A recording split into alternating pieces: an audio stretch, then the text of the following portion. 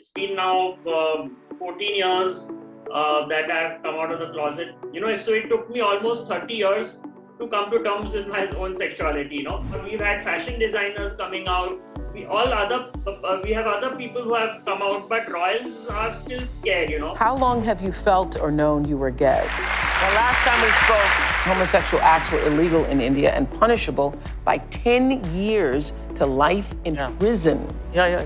Is that still the case? Having to face a huge battle, I was kind of going against current. Not just my family and friends who went against me, even though there were members of the gay community, LGBT community who went against me. I received death threats, Have your parents accepted you? And I don't blame the people who have been homophobic, but I blame their ignorance. We are famous for Kama Sutra and Khajuraho, and yet we don't teach sex education in schools and colleges. See, we need to be mainstream. We are not some beings which are just dropped down from some planet or something, and we don't want to be treated as given some special treatment. There is a book being written on my life. But if you are given a choice to choose the title for yourself, how would you want it? The Pink Prince.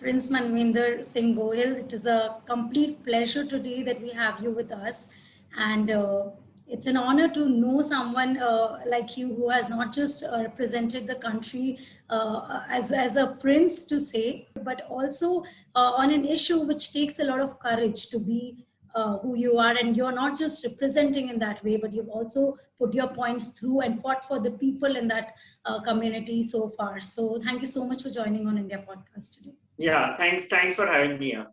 I would like to ask one thing. While I was researching about you and wanting to know more about you, I could always read one line about the first open gay prince of India. There's a prefix there used with your name now. But I want to know, how do you define yourself? How do you look at yourself? And if you were given a chance to define yourself today, how would you like to be known to the world?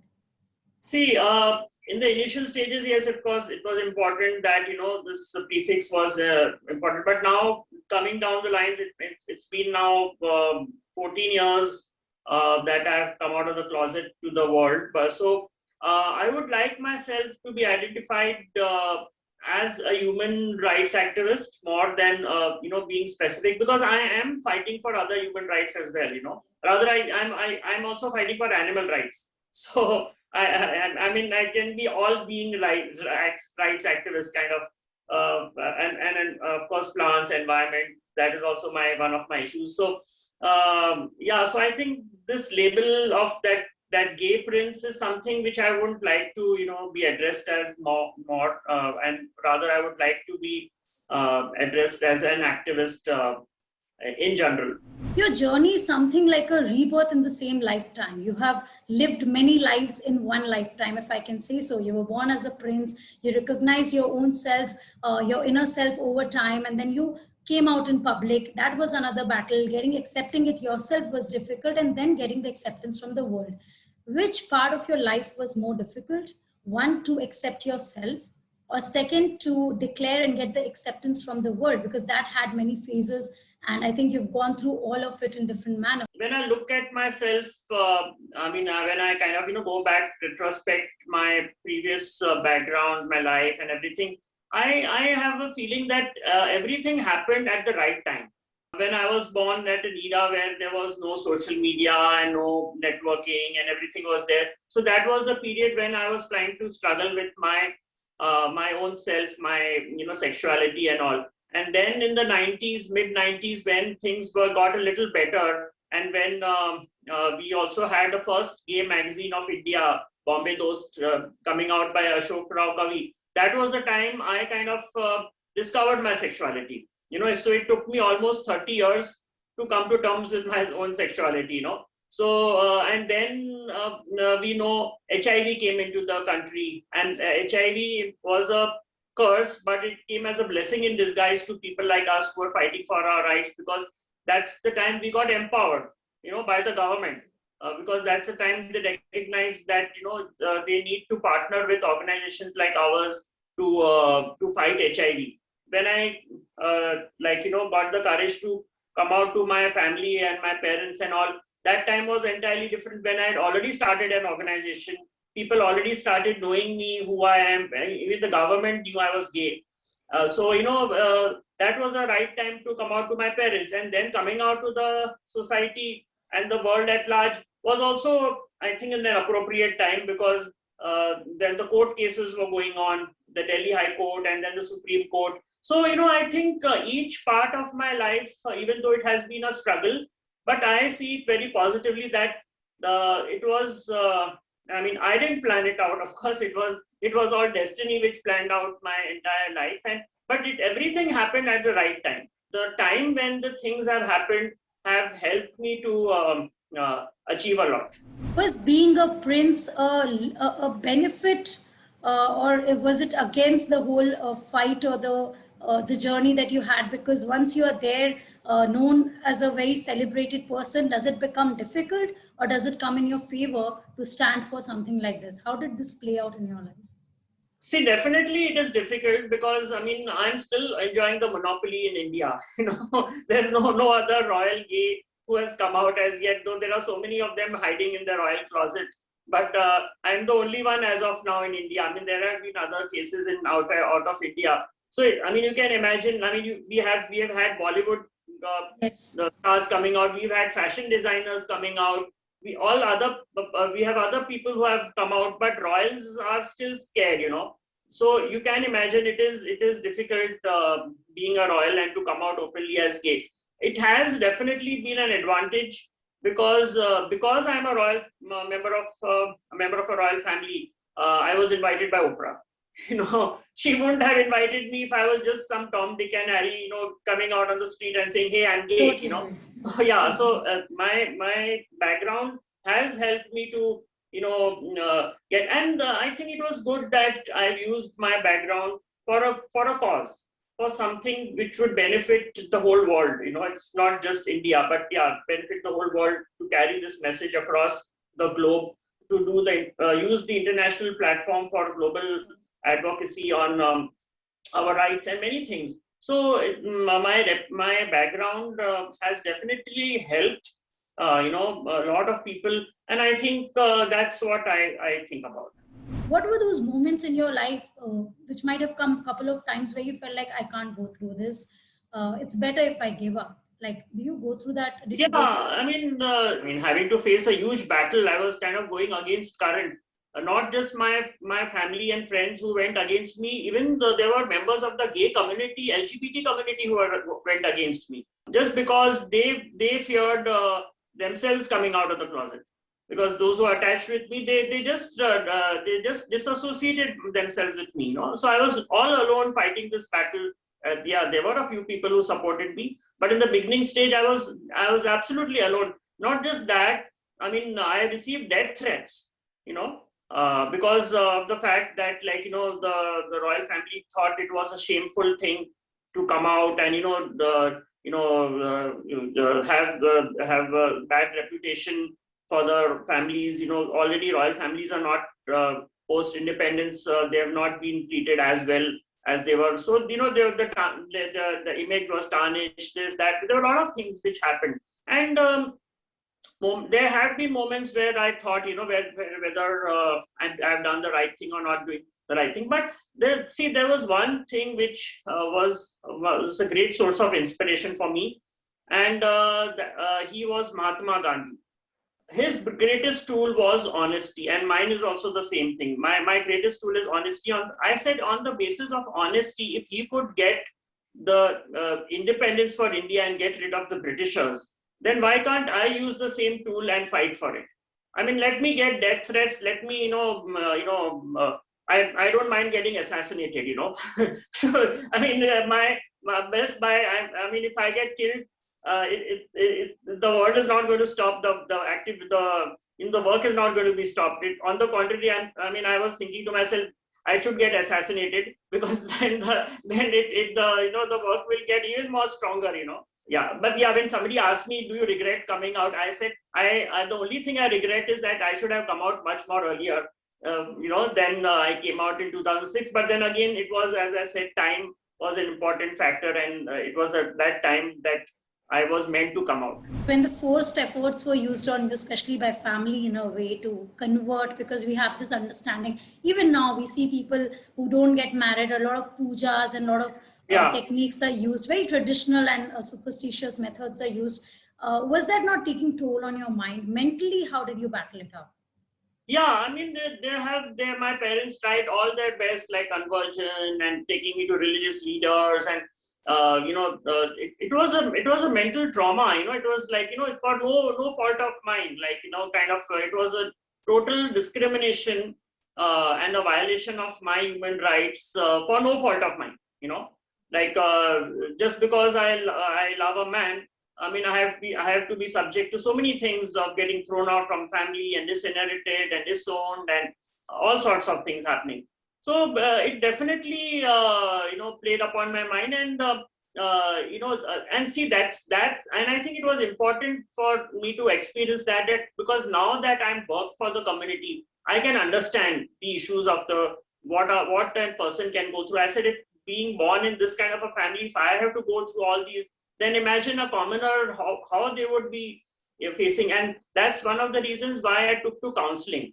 I have been trained as a counselor, and I'm doing a lot of counseling, and especially now during the pandemic period, I've done so much of counseling, because there were so many crises coming up from all over the country, because people were caged in their own homes and not having that freedom, and parental pressures, marriage pressures for them to get married, and it was hell for so many people. A lot of them had suicidal tendencies. So because I have gone through all that in my life, I was able to help the others out. And I would bring in Vineet Kshatriya here, who's an urban farmer from Delhi, and he's here with some questions to you. So Vineet, I welcome you on the show and would like you to take it forward with your questions and understanding on this whole issue, which is much beyond just the judgment on the gender, but a judgment on people accepting themselves the way they want. Hello, sir. I'm Vineet. Hello, how are you? I'm good. Thank you for asking. Well, I'm such a big fan of everything that you do. What I really wanted to ask you was, earlier you said that your parents were so intimidated by the fact that you've come out to be gay, and then you have a responsibility towards the royal family and the people who are looking up to you to become the future of this kingdom or something like that. Now, how do they react now after so many years? How is it different? Is it different at all, or is it the same? Have your parents accepted you? Yeah, that's a very good question. In fact, when the media was reporting all the backlash and all the homophobic attitude of a lot of people, and including my parents and all, I was very simple in my statement, and I said, I don't blame the people who have been homophobic, but I blame their ignorance. And it is the duty of us, like me and other activists who are knowing, who are aware of the facts, to educate these people. And I have changed a lot of people's mindsets. A lot of homophobic people who have been so homophobic towards me in the beginning, they are all now very good friends, not just friends of mine. They are great allies. They are helping me in changing the world. And that happened with my own family also. My father, he took out statements in the newspapers disowning me from the royal family and disinheriting me from the ancestral property. And then I started educating him, and media, of course, played a very important role. And there were a lot of other people like Oprah and many others who influenced his mindset and changed. And he is now totally different man. He is so supportive of my cause, and he has come for my trust meetings also. I have started the Lakshya Trust, and he has come for my trust meetings. He has told my staff, he said he has told them that please help him, support him, not because he's my son, but because he's working for a good cause. You know, Right. not just that, he donated me a 15-acre of an royal establishment. Yeah, I mean, it's not a joke, you know. I mean, sometimes people ask me, oh, you have got disinherited. I said, no, I have got more than what I would have expected, you know. You opened the doors of the palace for LGBT from across the world. I mean, Right. how many rooms do you have? What is it that, you know, I mean, how does it work? How do you have so many people? Well, the media has reported it, but like the fact is that I haven't opened my palace doors. It is a palace ground, and this is exactly the same ground which I'm talking about, which my father donated. You know, this 15 acres of the royal establishment, which was developed by my great grandfather in 1920s. There used to be a beautiful palace there, but unfortunately, it was damaged and destroyed in the floods. So on those grounds, I'm developing this beautiful LGBTQA community campus, lesbian, gay, bisexual, transgender, queer, LI. A stands for LI, community campus. And you would be also interested to know that the foundation stone of this campus was also laid by my father. Unfortunately, in a country like ours, I always say India is a country of paradox. We are famous for Kama Sutra and Khajuraho, and yet we don't teach sex education in schools and colleges. So if sex education is not taught, then how are the people even going to know about what is LGBT and homosexuality? And that's absolutely, people are not aware. They know us for the wrong reasons, you know. So I can't blame my parents, or I can't blame anyone who has been homophobic. We have to educate them. But I'll also bring on Chetna Chauhan now, who's from IP University, a mass communication student who wants to take a few questions with you, and she's quite connected to the subject a lot. So Chetna, welcome here. Hi. And we'd like you to take... Yeah. I'm Hi, so Chetna. excited to be here. I'm just so happy. You have such an amazing energy. Like, I really want to talk to you. You just... Yeah, thank you. Okay, yeah. So, like you just mentioned about education system and, you know, the idea that we are the upbringing basically. So I wanted to talk about how you've addressed this in your interview also, that legal battle is not the only battle that we need to fight. And there's also conditioning and the idea of normal that we've been taught since the childhood. So how do you think the first step towards acceptance, towards normalizing things, normalizing queer community at large? I have been doing this all my life, especially now after coming out and all. So I think, see, I use the word advocacy, and advocacy at all levels is very important. Of course, it needs to be done at home.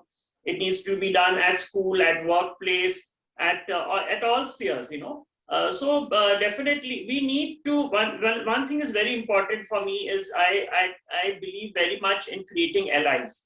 An ally is somebody who is not from the community and who is wanting to support you and wanting to help you get acceptance from the society, you know, and wanting to do it very openly. So my aim is just not to create these allies, and these allies can be anyone. Ally can be a student, can be a parent, can be media, can be a political person, can be a religious leader, can be government, can be anyone, you know, anyone who just wants to support you, you know. So I think and they have great influence on, you know, changing the mindset of other people, and that's what I have managed to do, because it is creating allies that will help mainstream our issues in the society.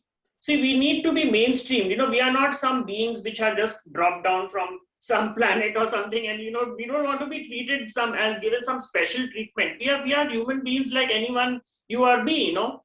It's just that our preference is different, you know. So but definitely education has to be stressed upon, and that's exactly what I'm concentrating now. And fortunately, I must tell you, the youth of India is very much interested in us. I get so many invitations. I mean, I have to reject few because of lack of time, but I literally get, I mean, even today, I mean, I had to cancel one to do this podcast. So, you know, I get so many interview calls coming from students, from schools, colleges. Even during the pandemic, you will not believe, I was interviewed by a 14-year-old girl, you know, from a school. I was interviewed by a 15-year-old boy. You know, the young students, they are wanting to know. I think that's very important, because if we are able to educate the youth, the students They are the future of our country, the future of any society, any culture. They would be much better aware citizens of our country if, they would be better parents, for example. Today we find we have issues of parents forcing their children to marry, in spite of the fact they know that they are gay, lesbian, trans.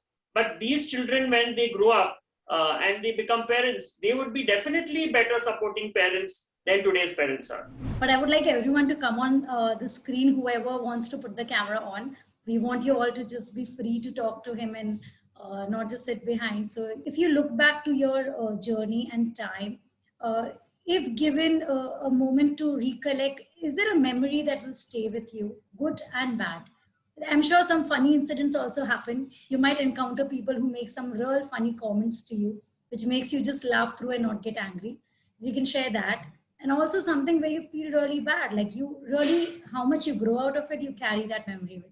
Yeah, so I'd like to share two incidents. I won't say good and bad, but yeah, two incidents in my life, which I remember. So when I did my Oprah show second time in 2011, she was completing her 25 years of her show, and I was the lucky one to be invited second time. And she told me very honestly, she said, I have interviewed so many people in the last 25 years, from Dalai Lama to Queen Elizabeth and Prince Charles and Barack Obama and Nelson Mandela and all. But you have been one of the most honest persons I've ever met. And that was a big compliment for me, coming from Oprah. So that is one incident which I would like to share. The second one is a very interesting incident. I consider myself very lucky that I actually met my assassin. So I used to get death threats, I told you. And I would never imagine that one fine day I'll meet my assassin. And he came up and apologized to me. And he said, I'm sorry that I was hired to kill you. And so I said, okay, fine. What are you doing? Where's your gun? Where's your weapon? He said, no, it failed. But my guilt feeling was not allowing me to keep it within me. So I wanted to come and confess to you and tell you that I want to meet you and apologize to you. When we're talking about gay men, LGBT people in general, when they arrive at a stage when they're 30 or 35, they feel like, oh, I wish I could go back in life and change something. I wish I could have done that so I would not have landed into this situation. Do you have anything like that you would want to go back in life and change? Yeah, I like to go back to my younger days and be like a child again, and and I like doing that because I go to school and all, and I can sit on the bench of the whenever I go to teach in schools also, I don't do the teaching like how a headmaster or the teacher does. I like to sit with the classroom in the bench of the class and be like a child, and just experience what is the naughtiness of the child, and how to play pranks and do those kind of things. So that is something which I like to do. But did you miss your childhood somewhere? Do you think so? You missed your childhood because of the whole. Yeah. Did you feel that you were not living a life that most of the children or people would grow up to being? Yeah, definitely. See, in the royal families, people have a lot of misconceptions. They always feel, oh, grass is greener on the other side of the fence, but it is not, So it's like, I have lived a life where I did not receive any love and affection from my parents because you are raised by a nanny, and so are other royal kids, and you live in such cocoon lifestyle, which too much protected. Do's and don'ts, no freedom to do what you want to do. I crossed the road first time in my life all by myself when I was 16, and I still don't know how to ride a bicycle because I wasn't allowed to ride a bicycle. From 3-wheeler I went on to directly into a 4-wheeler. So there are so many restrictions put on you that you don't get that freedom as a child. So there's nothing I missed about a childhood, but yeah, I would definitely like to experience what it is to be a child in a commoner's family, and therefore I like to go to the schools and institutions and be with the children. So if there was a movie or a biography on your life, what would you want it to be named? Well, there is a book being written on my life by the journalist who did my first coming out story. She's writing my biography, and there is also a film in the making. I mean, I can't declare the details because I'm under a contract. So I don't know. I mean, I don't know what are they going to title it. But both the things are happening simultaneously. But if you are given a choice to choose the title for yourself, how would you want it to be? The Pink Prince. Wow. But it was a pleasure. We really hope we can meet you someday without the Zoom interface between us. We would love to come around and talk to you more, see the places, your childhood moments and everything, and feel your journey more in real. Thank you so much for your time, everybody. And thank you so much, Prince. It's a pleasure to start a day, and especially such an auspicious day. We are in Holi. What is your message to everyone on this Holi festival that you want to give out? My message is very simple. Whether it is Holi or any day, doesn't matter to me. Just love yourself. First thing I do, I get up in the morning and then I look at myself in the mirror and say, wow, what a handsome man you are. I just love myself, and if you're able to love yourself, you'll be able to love others.